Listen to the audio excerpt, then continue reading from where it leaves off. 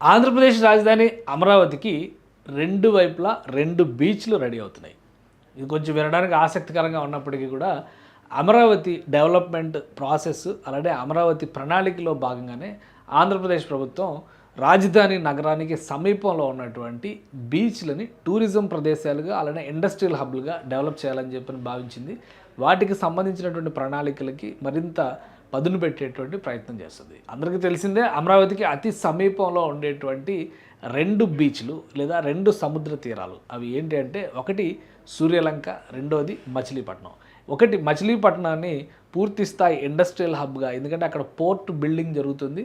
Port వస్తే కనుక, నౌకాశ్రయం వస్తే కనుక వ్యాపారానికి, ఆర్థిక కార్యకలాపాలకి ప్రధానమైనటువంటి ఆలంబన అవుతుందని చెప్పని రాష్ట్ర ప్రభుత్వం భావిస్తుంది. అలానే రెండవది బాపట్ల సమీపంలో ఉన్నటువంటి సూర్యలంక బీచ్. ఇది పూర్తిగా పర్యాటకానికి, రిక్రియేషన్కి ఆంధ్ర గోవాలాగా మలిచేటువంటి ఒక ప్రణాళికకి ఆంధ్రప్రదేశ్ ప్రభుత్వం బీజం వేసింది. దీన్ని చకచక అమలు చేసేటువంటి ప్రయత్నం చేస్తుంది. ఒకసారి చూద్దాం దీనికి సంబంధించినటువంటి విశేషాలు ఏంటి అనేది. ఇది పోర్ట్ ఆధారిత పరిశ్రమలు వీటిని డెవలప్ చేయడంలో భాగంగా ఒకసారి మనం ఫస్ట్ ఈ మ్యాప్ చూద్దాం. మ్యాప్లో ఒక క్లారిటీ వస్తుంది. ఆంధ్రప్రదేశ్కి సంబంధించి ఇది అమరావతి రీజన్. ఇప్పుడు అమరావతి డెవలప్ చేస్తున్నటువంటి ప్రదేశం. ఇటు తూర్పు వైపు చూస్తే కనుక ఇటు మచిలీపట్నం ఉంది. ఈ భాగానికి చూస్తే కనుక ఇటు బాపట్ల దగ్గరలో సూర్యలంక బీచ్ ఉంది. ఇటు నుంచి ఇటు దాదాపు 80 నుంచి 90 కిలోమీటర్ల డిస్టెన్స్ ఉంటుందని చెప్పని యావరేజ్గా అనుకుందాం. ఇక్కడ కూడా 90 నుంచి 100 కిలోమీటర్ల డిస్టెన్స్ ఇటువైపు కూడా ఉంటుంది. సో ఆల్రెడీ సూర్యలంక బీచ్, అక్కడ రిసార్ట్స్ ఆల్రెడీ మీకు తెలిసిందే, 5 స్టార్ రిసార్ట్స్ని కూడా ఈ మధ్య డెవలప్ చేసింది కూటమి ప్రభుత్వం వచ్చిన తర్వాతే. మరిన్ని రిసార్ట్లకి ప్రైవేట్ యాక్టివిటీస్ని ప్రోత్సహించేటువంటి క్రమంలో అక్కడ ఎంటర్టైన్మెంట్ అండ్ రిక్రియేషన్ జోన్ కూడా డెవలప్ చేస్తున్నారు. దీంతోపాటు మరిన్ని పర్యాటక ఆకర్షణలను అక్కడ తీసుకురావాలని చెప్పి రాష్ట్ర ప్రభుత్వం భావిస్తుంది. ఇది సూర్యలంక బీచ్కి సంబంధించినటువంటి కథ. అలానే మచిలీపట్నం పోర్టుకు సంబంధించి ప్రత్యేకంగా చెప్పాల్సినటువంటి అవసరం లేదు. పోర్టు నిర్మాణం జరుగుతుంది. అనేక అరిష్టాలు అన్నీ దాటుకుని మొత్తానికి ఈ గత 2 ఏళ్లలో పనులు చాలా స్పీడ్ అయినాయి. మరొక ఏడాదిలో 2027 ఎండింగ్ నాటికల్లా పూర్తి చేయాలని ఒక టార్గెట్ పెట్టుకున్నారు. సో అక్కడ ఎస్ఈజెడ్లను ప్రత్యేకంగా ప్రోత్సహించడం ద్వారా ఇక్కడ పారిశ్రామిక అభివృద్ధి, అలానే ఎందుకు ఈ ప్లేసెస్ని అనుకుంటున్నారంటే, చూస్తే కనుక సిఆర్డీఏకి సంబంధించినటువంటి డెవలప్మెంట్ ఈ మధ్యకాలంలో బాగా చర్చ జరుగుతుంది కదా. మావి గన్, ఇట్లాంటి గన్స్ గురించి చాలా డిస్కషన్ కూడా జరుగుతుంది. కాబట్టి ఒకసారి ఆ అంశాన్ని కూడా టచ్ చేసి చూద్దాం మనం. ఆంధ్రప్రదేశ్ రాజధానికి అతి సమీపంలో ఉన్నటువంటి ప్రాంతాలు. ఇది ఓవరాల్గా రాజధానికి సంబంధించినటువంటి సిఆర్డీఏ ప్లాన్. ఈ ఏరియా అంతా సిఆర్డీఏ కిందకి వస్తుందన్నమాట. సో ఈ సిఆర్డీఏ పరిధిలో ఉన్నటువంటి ప్రదేశాలను మనం ఒకసారి డిస్కనెక్ట్ చేసి ఇక్కడ చూస్తే కనుక చాలా దగ్గరలోనే, అంటే దీనికి అతి సమీపంలోనే మనకి కనిపించేటువంటి ప్రధానమైనటువంటి ప్రదేశాలు ఇటు నుంచి వస్తే రేపు రాబోయేటువంటి రోజుల్లో. ఇది మొత్తం అమరావతికి సంబంధించినటువంటి స్వరూపం. అక్కడ టౌన్స్ ఏరియాస్ వైజ్గా మనం ఒకసారి చూస్తే ఇది Guntur city, Vijayawada city, Amaravati develop అయ్యేది ఇక్కడ. అలానే ఓఆర్ఆర్, ఏఆర్ఆర్ ఉంటే ఇటు తెనాలి, ఈ మధ్యలో చాలా ఊళ్ళు వస్తాయి, గుడివాడ, ఈ పామర్రు, ఇవన్నీ ఉయ్యూరు, ఇవన్నీ కూడా వస్తాయి. ఈ చివరికి సిఆర్డీఏ ఈ ఎడ్జ్ నుంచి మనం చూస్తే కనుక ఇటు మచిలీపట్నం వెళ్తుంది, ఇటువైపు వెళ్తే కనుక బాపట్ల వైపు వెళ్తుంది. సో ఈ రెండింటిని కూడా ఇంటర్ కనెక్ట్ చేసి అమరావతికి వచ్చేటువంటి పర్యాటకులకి లేదా అమరావతికి వచ్చేటువంటి ప్రతినిధులకి అందరికీ కూడా ఒక ఆకర్షణీయమైనటువంటి ప్రదేశాలుగా వీటిని మలచాలని చెప్పని రాష్ట్ర ప్రభుత్వం భావిస్తుంది.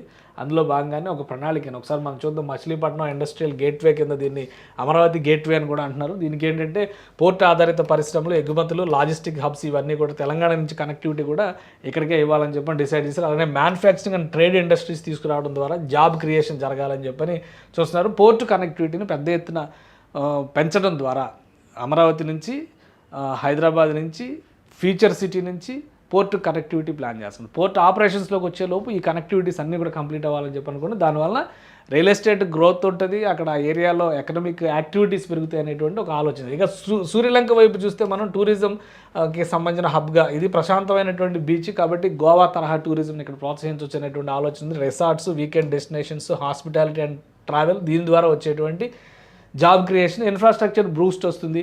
ఈ ప్రాంతాల్లో కూడా రియల్ ఎస్టేట్, ఎకనామిక్ యాక్టివిటీస్ పెద్ద ఎత్తున క్రియేట్ అవ్వడానికి అవకాశం ఉంటుందని చెప్పని ఆంధ్రప్రదేశ్ ప్రభుత్వం భావిస్తుంది. అందుకనే ఇటు టూరిజం, అటు ఇండస్ట్రియలైజేషన్, ఈ రెండింటికి సంబంధించినటువంటి రెండు తీర ప్రాంతాలని, రెండు బీచ్లని డెవలప్ చేసేటువంటి ప్రాసెస్లో ఆంధ్రప్రదేశ్ ప్రభుత్వం అడుగులు వేస్తుంది. దీనివల్ల ఎకనామిక్ డైవర్సిఫికేషన్ జరగడం ద్వారా పెద్ద ఎత్తున హాస్పిటాలిటీ రంగంలో, ట్రావెల్ అండ్ టూరిజం రంగంలో అవకాశాలు పెరుగుతాయి, ఆర్థిక కార్యకలాపాలు పెరుగుతాయని చెప్పని రాష్ట్ర ప్రభుత్వం భావిస్తుంది. వీటితో పాటు వీకెండ్ లెథలైన్ అడ్వాంటేజ్ అని చెప్పని work in capital relax in beach అనేటువంటి కాన్సెప్ట్లు తీసుకురావాలని, ఫ్యూచర్ ఇన్వెస్ట్మెంట్ మ్యాగ్నెట్గా వీటిని మార్చాలనేటువంటి ఒక ఆలోచన రాష్ట్ర ప్రభుత్వం చేస్తుంది. ఈ క్రమంలోనే ఇటీవలే అధికారుల బృందం సూర్యలంకలో పర్యటించింది. ఆల్రెడీ ఆన్గోయింగ్ ప్రాజెక్ట్స్ గురించి తెలుసుకోవడంతో పాటు కొత్తగా తీసుకురావాల్సినటువంటి ప్రాజెక్ట్స్, పరిసర ప్రాంతాల్లో ఉన్నటువంటి ల్యాండ్ అవైలబిలిటీ, అక్కడ ఉన్నటువంటి జియోగ్రాఫికల్ ఐడెంటిటీస్, ప్రత్యేకతలు, వీటన్నిటిపైన అధ్యయనం చేసేటువంటి ప్రయత్నం చేస్తున్నారు.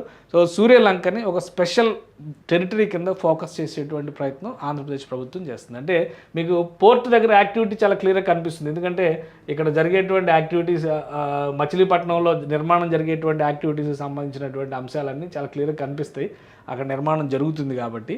అలానే సూర్యలంక పూర్తిగా ఒక రిసార్ట్ ఓరియంటెడ్ టూరిజం స్పాట్గానే ఎప్పటివరకు ఉంది కాబట్టి దాన్ని మరింత వేగంగా డెవలప్ చేయాలనేటువంటి ఆలోచన రాష్ట్ర ప్రభుత్వం చేస్తుంది. సో ఈ కార్యక్రమాలన్నీ కూడా ఆచరణలోకి వస్తే కనుక ఆంధ్రప్రదేశ్ రాజధానికి అటొక బీచ్, ఇటొక బీచ్, ఏ రాజధానికి కూడా లేనటువంటి అవకాశం. ఒక side complete tourism based beach ఉంటుంది, మరొక వైపు ఎకనమిక్ యాక్టివిటీతో కూడినటువంటి బీచ్. ఎందుకంటే బందర్లో కూడా మంగినపూడి బీచ్కి ప్రత్యేకత ఉంది, అందుకే గేట్వే ఆఫ్ అమరావతి అని చెప్పని అంటున్నారు.